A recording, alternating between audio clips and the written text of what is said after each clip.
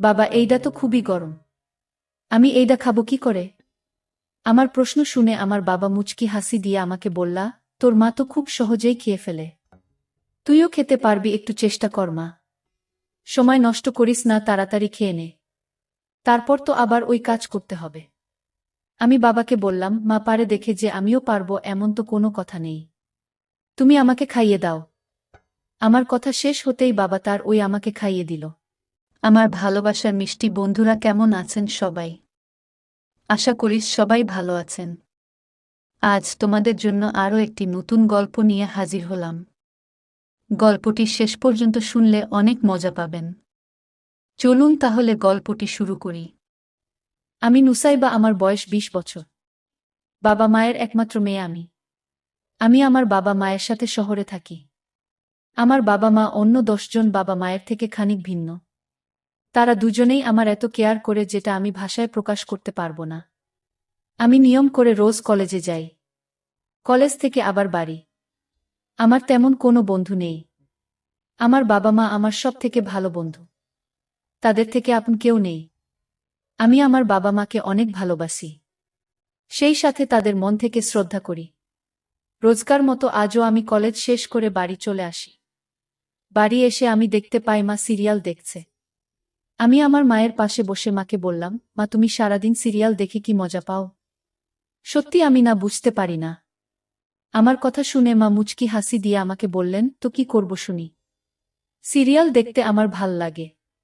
তোর কি ভালো লাগে? আমিও হেসে বললাম, আমার তো আমার মা বাবাকে দেখতেই ভালো লাগে। তাছাড়া আর কোনো কিছুই তেমন ভাল লাগে না।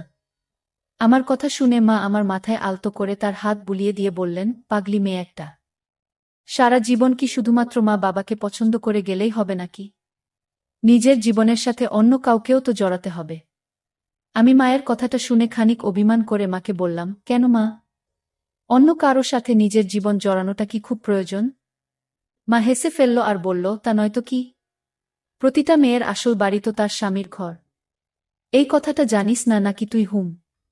আমি মাকে বলি, জানি, তবে মানি না। আমার কাছে আমার বাড়ি মানে এই বাড়ি। আর আমি আমার মা বাবার সাথে সারা জীবন এখানে থাকব। আমার কথা শেষ হতেই মা আমার মাথায় হাত বুলিয়ে দিয়ে বললেন, পাগলি মেয়ে একটা। এত পাগলামি করলে কি চলবে বল? তোর পাগলামি দেখে দেখে আমিও তোকে কখনো পরের বাড়ি পাঠাতে পারব না, দেখে নিস। আমি মাকে বললাম, পাঠাতেও হবে না। আমি পড়াশোনা শেষ করে চাকরি করব। তারপর সারা জীবন তোমাদের সেবা করব। মায়ের সাথে বসে অনেকটা সময় ধরে গল্প করলাম। আমার বাবা একটা কোম্পানিতে চাকরি করেন। তিনি রোজ বিকেলে 5টায় বাড়ি ফিরেন। আমি আর মা দুপুরের খাবার খেয়ে একটু সময় আড্ডা দিলাম। বিকেল 5টা হতেই বাবা ফিরে আসলেন বাড়িতে। বাবা বাড়ি ফিরতেই আমি বাবার কাছে ছুটে চলে গেলাম। আমি বাবার সামনে এসে দাঁড়াতেই বাবা নিজের পকেট থেকে আমার জন্য কয়েকটা চকলেট বের করে আমার হাতে দিলেন। আমি চকলেট খুব পছন্দ করি। আমি চকলেট নিয়ে বাবাকে বললাম, বাবা তুমি এত ভালো কেন? আমি কিছু বলার আগেই তুমি আমার মনের সব কথা বুঝে যাও। আমার কথা শুনে বাবা মুচকি হাসি দিয়ে বললেন, তুই আমার মা। আমি আমার মায়ের কথা বুঝব না তো কে বুঝবে? আমি আমার বাবার কথা শুনে ভীষণ খুশি হলাম। আমি খুশি মনে চলে গেলাম নিজের ঘরে। আমি নিজের ঘরে এসে কিছুক্ষণ পড়াশোনা করলাম। পড়াশোনা শেষ করে আমি বাবা মায়ের সাথে আড্ডা দিতে চলে আসলাম বাবার ঘরের দিকে। আমি বাবার ঘরের সামনে আসতেই থমকে দাঁড়ালাম। আমি বাবার ঘরের সামনে আসতেই দেখতে পেলাম বাবার ঘরের দরজাটা খানিক লাগানো আছে। এই অসময়ে বাবার ঘরের দরজাটা আলগা করে লাগানো কেন? না, আমার মাথায় কিছু ঢুকছে না। আমি ছাইপাশ কথা চিন্তা না করেই বাবার ঘরের দিকে চলে গেলাম। আমি বাবার ঘরের সামনে এসে দরজা ধাক্কা দিতেই দরজাটা অল্প করে খুলে গেল। দরজাটা খুলে যেতেই আমার চোখ পড়ল ঘরের ভিতরে মায়ের দিকে। বাবা মা কাজ করছে। আমি বাবা আর মাকে কাজ করতে দেখে ঠাই থমকে দাঁড়িয়ে পড়লাম। আমি বুঝতে পারলাম না এই অসময়ে বাবা আর মা কাজ করছে কেন। আমি বাবা মায়ের দিকে তাকাতেই বাবা মাকে বলল, আচ্ছা আমাদের মেয়েকে নিয়ে তোমার কি চিন্তা? আমার বাবা কথাটা শেষ হতেই মা মুচকি হেসে বলল, কি আর চিন্তা হবে? মেয়ে তো হয়েছে বাবা ভক্ত। যা করার তুমি নিজেই করো। মায়ের কথা শুনে বাবাও হেসে ফেলল আর বলল, সে না হয় বুঝলাম, কিন্তু মেয়ের ভবিষ্যৎ নিয়েও তো চিন্তা করতে হবে। ও ছোট মানুষ। এখনো কি সেই বুদ্ধি হয়েছে নাকি? ওর জন্য ভালো হবে যেটা, সেটাই করতে হবে। মা বলল, হুম।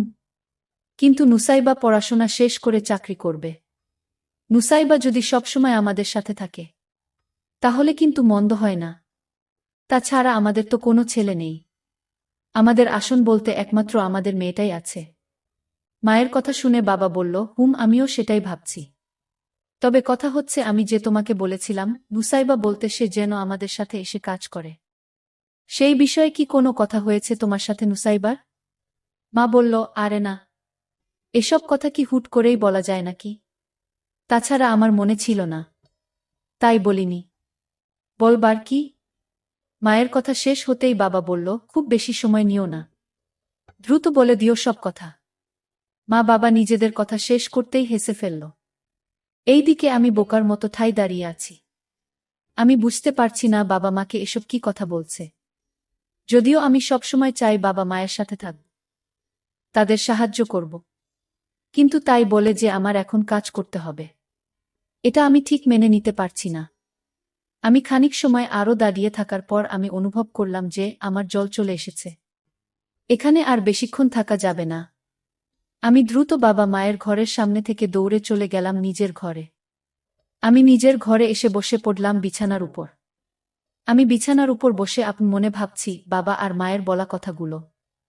আমি বরাবর বাবা মাকে সম্মান করি, আর সেই সাথে তাদের অনেক শ্রদ্ধাও করি।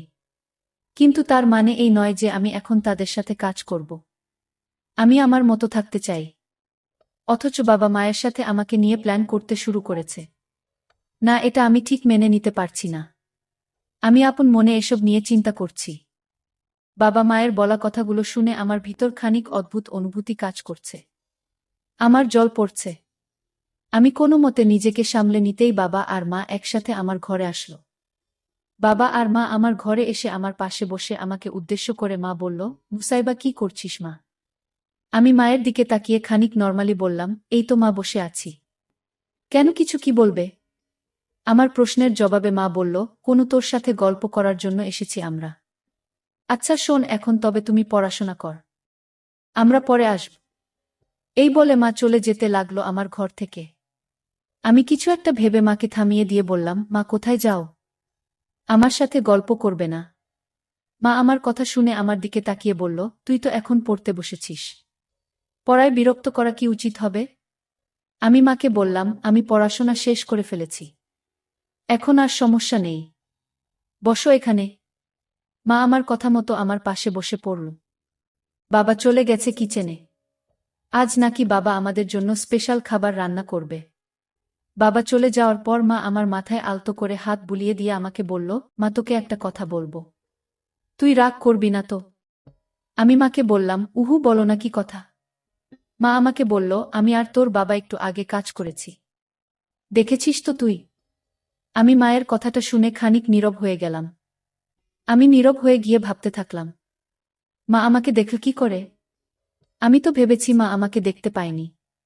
মা আমাকে নিশ্চুপ দেখে বলল, এই পাগলি মেয়ে আমার, কি চিন্তা করছিস? এমন করে বোবা হয়ে গেলে আমি কি করে তোর সাথে কথা বলবো?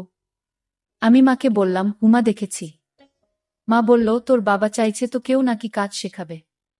আমি বারণ করেছি প্রথমে, তবে তোর বাবা বারবার করে বলছে, আড্ডা দিতে দিতে কাজ যদি একসাথে করি তবে তাড়াতাড়ি কাজ শেষ হয়ে যাবে। তিনি তোকে বলতে পারছেন না, তাই আমাকে দিয়ে বলাচ্ছেন। তুই কি আমাদের সাথে কাজ করবি? আমি মায়ের কথা শুনে ভীষণ অবাক হয়ে বললাম, না, আমি পারব না। আমি জীবনেও এমন কাজ কখনো কি করেছি নাকি? আমি কি করে পাপ বলো? মা বলল, সমস্যা নেই, আমি শিখিয়ে দিব। তারপর তোর বাবাও আছে, তোকে শিখিয়ে দেবে। আমি মায়ের কথা শুনে আপন মনে ভাবলাম, বাবা মায়ের সাথে কাজ করলে তো আমার আর কোনো সমস্যা হবে না। তাছাড়া আমি যদি সারাদিন শুয়ে বসে সময় কাটাই, যদি একটু কাজ করি তবে সেটা আমার জন্যও ভালো হবে। আমি অনেক কিছু চিন্তা করে নিয়ে মাকে বললাম, আচ্ছা ঠিক আছে, আমি কাজ করব তোমাদের সাথে। তবে একটা শর্ত, আমাকে ভালো করে সব কিছু শিখিয়ে দেবে, তা না হলে আমি কিন্তু পারব না কিছু করতে।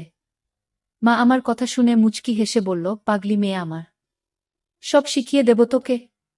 এখন চল গিয়ে তোর বাবাকে এই খবরটা দিয়ে আসি। এই বলে মা আমাকে তার সাথে করে নিয়ে চলে গেল কিচেনে। কিচেনে আসতেই মা বাবাকে সব কথা বলল।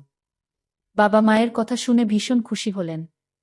আর আমার মুখে তার বানানো জিনিস ঢুকিয়ে দিলেন। আর বললেন, এটা খেয়ে দেখ নুসাইবা। অনেক স্বাদ। তোর মা নিজে প্রশংসা করেছে। হুম। আমি বুঝতে পারলাম বাবা এটা কি জিনিস বানিয়েছে। আমি বাবাকে বললাম, বাবা এটা তো অনেক গরম। আমি এটা খাবো কি করে? বন্ধুরা, ভিডিও মাঝখানে একটা কথা বলতে চাই, আমি তোমাদের আনন্দ দেওয়ার জন্য খুব কষ্ট করে ভিডিও বানাই। তাই তোমাদের কাছে অনুরোধ থাকবে অবশ্যই এই ভিডিওটি দেখে একটি লাইক করবে এবং সামিয়া ব্লগ চ্যানেলটি সাবস্ক্রাইব করে পাশে থাকবেন। আমার প্রশ্ন শুনে আমার বাবা মুচকি হাসি দিয়ে আমাকে বললেন, তোর মা তো খুব সহজেই খেয়ে ফেলে। তুইও খেতে পারবি। তাড়াতাড়ি খেয়ে নে মা। তারপর তো কাজ করতে হবে। আমি বাবাকে বললাম, মা পারে দেখে যে আমিও পারব এমন তো কোনো কথা নেই। তুমি আমাকে খাইয়ে দাও। আমার কথা শেষ হতেই বাবা তার বানানো গরম জিনিসটা আমাকে তার নিজ হাতে খাইয়ে দিলেন। বাবা আজ বেগুন দিয়ে একটা জিনিস বানিয়েছে। যদিও আমি জানি না এটার নাম কি, তবে খেতে অসম্ভব মজাদার। এমন ফ্রেশ খাবার আমি সব সময় খেয়ে থাকি। খাবার খাওয়া শেষে আমি আর মা মিলে চলে গেলাম বাবার সাথে কাজ করার জন্য। আর তিনজনে মিলে অনেক কাজ করলাম। আমার ভালোই লাগছে গল্প করে কাজ করতে। আমার বাবা মা সত্যিই মহান। তাদের মতো বাবা মা পেয়ে আমি ভাগ্যবান। বন্ধুরা, গল্পটি এখানে সমাপ্ত করলাম। গল্পটি ভালো লাগলে একটি লাইক ও চ্যানেলটি সাবস্ক্রাইব